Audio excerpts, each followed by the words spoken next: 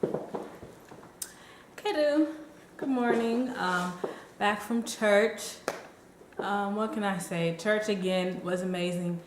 And when I say church was amazing, it's not the whole shouting, people falling out. It's the fact that you're in the house of the Lord and you came to worship. And I know when you have a personal relationship with Jesus Christ, you can worship in your car, in your room, on the job, trust me, anywhere and everywhere, because you have that personal relationship and we have direct access to God. But it's something about being in the house of the Lord with your brethren and sisters in Christ and hearing what the Spirit has to say to the church. That is just what's so amazing to me about church. Being in the atmosphere, being in the presence of the Lord, and hearing what He has to say to the church. So yeah, this month, January, for my church, is Stewardship Month. So pastor's been really focusing on stewardship in his sermons. I know it's only second Sunday, but last Sunday he preached and it was in reference to stewardship as well as today. And the title of his sermon was, "How Are You Doing?" But what I would title it would be, "You Can't Fake It Till You Make It." He preached from Genesis chapter 4, verse 1 through 7. And we know that story. It's the story of Cain and Abel. How Cain was born first, and then he was of the tiller of the ground, and Abel, who was over the sheep. And we know that in that chapter, they had to give a sacrifice, an offering to God. And Abel's was accepted and Cain's was not. And we know what happens later on. If you don't know, Cain kills his younger brother Abel. So yeah, the focus for me on that sermon was how Cain was taught how to give a sacrifice, because Adam was taught by God how to give a sacrifice. So there's no reason why Cain didn't give a blood sacrifice as Abel did, because that was required of them to give a blood sacrifice to God. But he didn't. And the focus, I think it's verse 5 or 4, where he gives his offering, he gives his sacrifice, and he's wroth, meaning he's angry, he's upset, and his countenance fell, meaning it's showing all over his face how upset he was. But he went through the motions of giving a sacrifice, yet he is upset because God rejected his sacrifice. And I think that goes into what my title, "You Can't Fake It Until You Make It," because oftentimes you've heard that phrase. I've heard it in movies. I hear it from people. Oh, you gotta fake it till you make it. In the job industry, someone was telling me I needed to straighten my hair to go on job interviews, fake it until I get a job. And I'm like, I'm not gonna straighten my hair just to go on a job interview. Either my resume is good enough or it's not, but that's that phrase that we use in a lot of areas in our life. Fake it until you make it. But the thing about it is, with God, you can't fake it until you make it. God, and people like to say, God knows my heart. And He does. So you have to be careful, because just because you're going through the motions of going to Bible study, going to Sunday school, going to church, going to every conference in your area, in your state, going to every gospel concert, every, meeting, doesn't mean that your heart is in the right place. I know a lot of times we grow up in the church. From little kids, you don't really have a choice. Daniel doesn't. You grow up in the church, going to church Sunday after Sunday. So you figure, okay, this is what I'm supposed to do. So you do it out of obligation to what you're supposed to do, as in turn of what you feel in your heart to do. Like, I don't go to church because, I gotta show face, or I gotta be. No, I go to church because I want to go to church. It's part of that whole relationship. And Cain's offering was rejected by God because he didn't have that. he was doing it out of going through the motions. It wasn't really, you know what I'm saying? So I think that as Christians, we have to be careful not to do things out of just going through the motions, just trying to do all that, because God's going to see it and our worship will be rejected. There's oftentimes in worship service where before the person can even open their mouth to sing, we jumping up and we doing all of that. That's not true worship. You're just doing it based on emotions. You can't worship God in spirit and in truth based on emotions. You have to worship him in spirit and in truth. And God knows that. And he honors those that do that. And he rejects those that don't. You can't fool God. You can fool the church, your pastor, your deacons, your people in the neighborhood, whomever. You can fool us, but you can't fool God. And there's also another saying, when you're worshiping, like especially for preachers and ministers, you have an audience of one. Even us in the congregation, within the church family, we have an audience of one. Whatever our service is in the church, whatever our worship is, whatever gifts we use, whatever we're using to serve God and to worship him, we have an audience of one. It doesn't matter how many people stand up and clap and shout and fall out and run throughout the sanctuary because you sung a song. But if it's done in spirit and in truth, and if God accepts it. My pastor said something today. He said, faith will accepted, self will rejected, enmity manifested.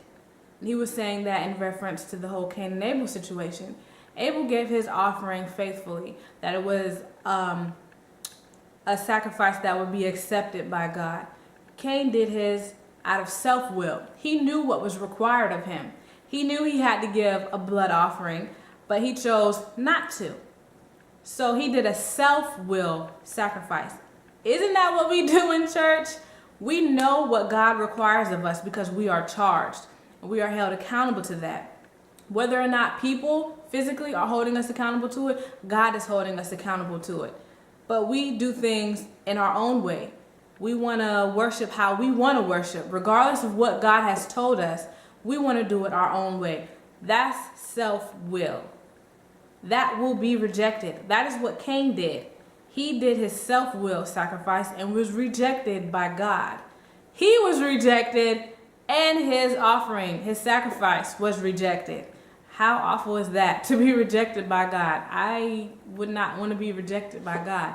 But you see what I'm saying? We are held accountable, but we have to remember that. And remember that it's the audience of one.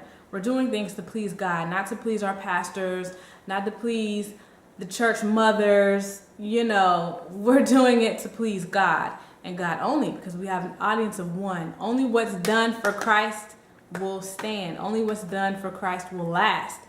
Same as in Cain and the Cain situation. He wasn't doing it for God. It didn't last. It wasn't accepted. It wasn't honorable. He was rejected by God. So in turn of him being rejected, enmity was manifested. And manifested, I guess when my pastor said that, he meant it came out, because it was already in there. It was already in him. And it just came to surface when he had to, show his sacrifice. So that can happen to us. We give something out of self-will and not out of what God has required or asked of us, but what we want to do. And then we become angry and bitter and mad and upset, and our countenance falls on us. Well, why does that happen? Because we didn't do God's will in the first place. You know what I'm saying? And because Cain was wroth and his countenance fell, it later led him to kill his own flesh and blood. He killed his brother. Isn't that kind of what happens today? Isn't that how we do? Oh, and God asked him, because, hiding out and stuff. Asked him, Cain, where's your brother? Am I my brother's keeper? That's how we treat each other today. We get mad at God because we don't do what he requires. We don't do what he requires of us. We don't do things his way. We do things our way. it always fails when we do things our way. That's why we have to go to God and ask him to lead us and to guide us as to what to do. But when God tells you what to do, you just outdo it. So we get mad because we want to do things our way. Our way fails. So we get mad at God, and then we get mad at the people that God is blessing. We get mad and jealous because we're not getting that. So what do? We turn on them, we talk about them, we gossip about them, we isolate them, we exile them. We do all these things, but we are the main factor. It was because of us. So you see what I'm saying? So I just want to encourage you all, because I was very encouraged. You can't fake it till you make it. You can't put on a show and expect God to accept it. You can't put on a show and think that you're really honoring God and that you're really glorifying Christ, because you're not. We might not know it at the time, but God knows it. And he's the only one that truly matters in situations like that. So I would just encourage you all, especially, I always have to give a reference on Twitter because I see a lot of stuff on Twitter. A lot of people like to just tweet things. Just tweet it. They call it daily tweets. But if you don't really mean it in your heart, what are you really doing it for? If you don't really mean the things that you're saying in terms of giving God praise and stuff on Twitter, and if you're just doing it out of routine, religion, you're becoming religious. There's no room for relationship in religion, in that religious mindset, in that religious setting, in those religious motives. There's no room for relationship. So you're just doing things out of religion, trying to look a certain way, be perceived a certain way. But God sees your heart. He knows what's really going on. So I think that people should be careful of that, because I see that a lot. So yeah, Stewardship Month. It's really encouraging me to look at all the gifts that God has given me, even if it's just one, to take that gift and to gain another, and to do with it what God wants me to do, and not my self-will, what I think I should do, what I think would be accepted, but what God is truly requiring of me and asking of me, and what's going to be pleasing and honorable to his sight, and something that he's going to accept. Regardless if man accepts what you're doing, it all boils down to what is God accepting. Man will accept almost anything if it looks good, but God needs to know that it is good, and that is from a pure heart. So we need to remember that. So yeah, Stewardship Month for this, for my church. So yeah, we're also encouraged to tell people read, I think it's 2 Corinthians chapter 4, verse 7. So we're encouraged to tell people to read that verse. So yeah, that's about all here. It's very sunny. It's a beautiful day, but it's cold. Yesterday I was like, oh, I got a Slurpee. You know, it was hot, and now it's cold thanks to the rain. But you know, it's a beautiful day. Another day that was not promised to us. Another day to spread the word of Jesus Christ. Another way to show love to one another. Another day for God's grace to fall on us. So, what was your church service about? Share with me. Do you guys have a certain month that's going on? I know every church, February is African American, but like what Stewardship Month, leadership, evangelist, like what month is it for you if you have it? Or what was your service about today? Feedback. Okay, so if you love someone, please do tell them. I love you. Bye.